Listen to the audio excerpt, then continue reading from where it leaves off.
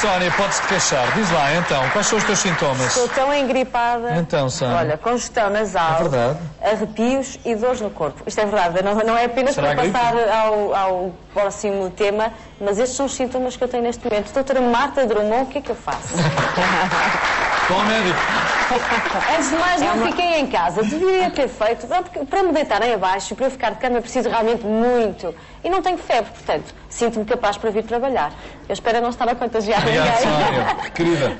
Sentindo-se capaz para vir trabalhar, evidentemente não lhe vou dizer fique em casa. Claro. Não. Esses sintomas que referiu são realmente os sintomas mais habituais das infecções respiratórias, sobretudo infecções respiratórias altas. E, portanto, são muito próprias desta altura do ano, com estas diferenças de temperatura, o frio, o vento, os extremos de umidade. Portanto, são muito próprias desta altura. Vale a pena fazer medicação, sobretudo porque as pessoas melhoram muito em termos de sintomas. Antibióticos? Antibióticos não exatamente. Só em último caso. Antibióticos só quando são necessários. E a maior parte destas infecções são víricas. E, portanto, não faz sentido nenhum fazerem antibióticos quando se trata de infecções víricas. Os vírus não respondem aos antibióticos. Portanto, vamos estar a dar uma medicação desnecessária, que não faz sentido. Claro. E, portanto, devemos usá-los quando temos infecções bacterianas. E eu já agora chamava aqui a atenção para que as pessoas saibam quando é que é provável que tenham uma infecção bacteriana. É quando esses sintomas que a Sónia referiu passam a ser não só mais intensos, mas também, sobretudo, quando se tem tosse e expectoração, ela muda de cor. Ou seja, numa infecção vírica, a expectoração em regra é mucosa, é branca, e depois passa a amarela ou verde. E então, nesse caso, sim, temos um sinal característico de uma infecção respiratória bacteriana. E então aí faz todo sentido fazer antibiótico e aí o doente tem, sem dúvida, que recorrer ao médico.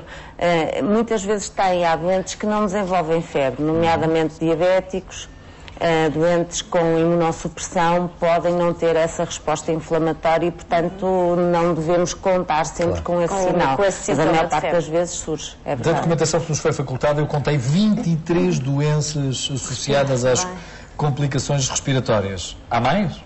Há imensas complicações associadas às infecções respiratórias, sem dúvida. E daí que as infecções respiratórias nós muitas vezes banalizamos. Estou constipado, estou engripado. Portanto, não há nada a fazer ou tenho que manter a minha vida normal, vou aguentando um pouco e às vezes é um erro. Porque depois vamos ter infecções mais complicadas. Mesmo nas infecções víricas, em que não há indicação para antibiótico, há indicação para outras terapêuticas. E, portanto, anti-inflamatórios, antihistamínicos, como disse, a congestão nasal responde muito bem ao antihistamínico. Não só vai sentir-se muito melhor, a respirar melhor pelo nariz, mas também vai ter menos risco de que esta infecção, que estava mais ou menos confinada à via respiratória superior, se transfira também para a via respiratória inferior. E aí surgem as grandes complicações. Para um trabalho, vamos vê-lo? Preparei alguns slides que podemos passar a ver. Este slide, precisamente, para vos mostrar que, no fundo, os nossos pulmões são um enorme espaço aberto ao exterior. Daí que, com estas diferenças de temperatura, com as diferenças de umidade, com as nossas... o vento forte que nos traz as partículas, não só de poluição, mas também os vírus e as bactérias, os nossos pulmões estão muito sujeitos. Muito vulneráveis. Precisamente porque, reparem, aqui trago-vos este esquema da traqueia dos brônquios, brônquios mais periféricos, bronquíolos e alvéolos. Eu pedia que me passassem a próxima imagem, só para vos mostrar que se nós desmontássemos tudo isto, estes são os alvéolos, em que, vejam, nós temos, são os locais onde se dão as trocas gasosas. E, portanto, nós temos as artérias a receber o oxigênio e temos as veias a azul a libertarem o dióxido de carbono. Se nós desmontássemos, como vos dizia, toda esta rede de alvéolos, nós íamos ter uma superfície idêntica a um campo de futebol. Portanto, imaginem como é que o nosso pulmão está aberto ao exterior. E, portanto, com toda esta superfície, toda esta área, é normal que este órgão seja muito sujeito às tais infecções respiratórias, a tudo que vem, à poluição, às infecções, a tudo que vem do exterior. Depois preparei um outro slide. Já vamos ver. Que é para vos mostrar que nós, na nossa via respiratória, temos, sobretudo, vários níveis e é importante que nós tenhamos consciência que o nível aéreo superior é aquele que está mais sujeito a infecções, porque é no fundo a primeira barreira ao ar. Daí que também seja muito importante que possamos respirar bem pelo nariz, porque precisamente no nariz nós temos alguns mecanismos locais de defesa. Algumas barreiras. Filtro. Exatamente, é isso exatamente. E portanto, aliás, se nós atentarmos um pouco nisso, nós durante a nossa vida temos N constipações e corizas vulgares, que é o que se chama a constipação, temos imensas rinites, etc. E muitos de nós, felizmente, não vêm a desenvolver, por exemplo, uma pneumonia. Portanto, temos muito mais infecções respiratórias superiores do que inferiores, precisamente porque é o primeiro filtro. Depois, só mostrava-vos o outro slide que vos preparei para mostrar exatamente endoscopicamente, uma imagem de endoscopia nasal, aquilo que a Sónia nos dizia. Isto, digamos que é uma endoscopia normal do nariz, em que nós temos os cornetos nasais e aqui passa o ar, e reparem quando nós estamos constipados, quando estamos com a tal coriza, este edema, este inchaço e completamente obstruído e com muco. Daí que tenhamos muitas vezes a escorrência nasal posterior e que tenhamos também o pingo, típico das infecções respiratórias. Como os pingos, não é? Pingo no nariz. E este slide, para vos mostrar, peço desculpa ser em inglês, mas foi tirado de um atlas e a literatura médica é quase toda anglo-saxónica. Isto para vos mostrar que as nossas vias respiratórias, desde o nariz até aos alvéolos, têm uma série de barreiras protetoras contra a infecção. Portanto, somos este espaço aberto ao exterior, mas também com algumas defesas. E se não reparem, as partículas maiores ficam logo retidas na via respiratória superior. As partículas de médio calibre vão para a traqueia e brônquios e as mais pequeninas é que chegam aos alvéolos. Portanto, isto já é uma forma de nos defender. Depois há outras formas... Não quer dizer que as mais pequenas não possam ser mais graves do que as maiores. Exatamente. De qualquer modo, já é algum filtro que se faz. Claro. Até porque algumas das pequenas ficam filtradas nas partes superiores. Exatamente. E depois temos outros mecanismos de defesa, nomeadamente a tosse. E eu aqui gostava de chamar a atenção porque muitas vezes temos a tendência para tomar antitússicos quando estamos constipados, quando estamos com uma infecção respiratória. E, efetivamente, os antitússicos fazem sentido quando nós temos uma tosse seca, que não é produtiva, irritativa. Mas quando temos tosse com expectoração não faz sentido, porque a tosse ajuda-nos a libertar as secreções, a limpar as nossas vias aéreas. Portanto, não devemos inibir esse reflexo. Tendo o devido cuidado para com as restantes pessoas com quem lidamos, para não estarmos a tossir para cima de ninguém. Obviamente, obviamente. As medidas de higiene normais e de educação básicas, também. Básicas. Claro.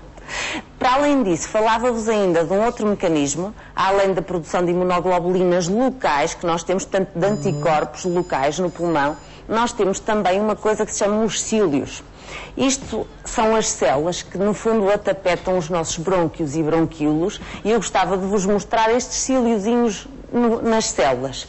Estes cílios são como uns pelinhos que batem todos em consonância para limpar as vias respiratórias, desde a zona mais periférica, limpar as secreções, o muco, todas as partículas nocivas. Exatamente, é uma imagem muito boa essa. Claro, é uma escova. E primeiro, estas glândulas produzem muco, englobam as partículas que nós queremos expelir e depois os cílios trabalham nesse sentido. Eu já agora gostava só de vos, se me permitem, dar uma informação, por exemplo, dos fumadores. E todos nós falamos com imensos fumadores na nossa vida e sabemos que eles muitas vezes referem que têm tosse e expectoração de manhã e depois não têm mais. Sim. E isso é precisamente a falta do trabalho dos cílios, porque o tabaco paralisa estes cílios. Ainda por cima. O tabaco diminui-nos as defesas locais a nível do pulmão. E, portanto, durante o dia os cílios não trabalham. Vai-se acumulando a expectoração. À noite, são várias horas em que o fumador está sem fumar. Os cílios recuperam a sua mobilidade. E daí que de manhã o fumador tem essas secreções todas. O último slide que eu vos mostrava, só para vos falar da quantidade de vírus que existem. Estes são os mais frequentes, influenza, paravírus, etc., que nós temos e que nos prejudicam e que nos causam infecções respiratórias. Isto para lembrar que a maioria das infecções... Todos contagiosos, não é? Sim. As infecções respiratórias têm essa característica. Em regra, são muito contagiosas porque se transmitem precisamente pelas gotículas de saliva que todos emanamos a falar, ou a tossir, ou, portanto... Exatamente. Olha, são muito... Santinho. Foi o nosso operador. Já temos a câmara constipada. Pronto.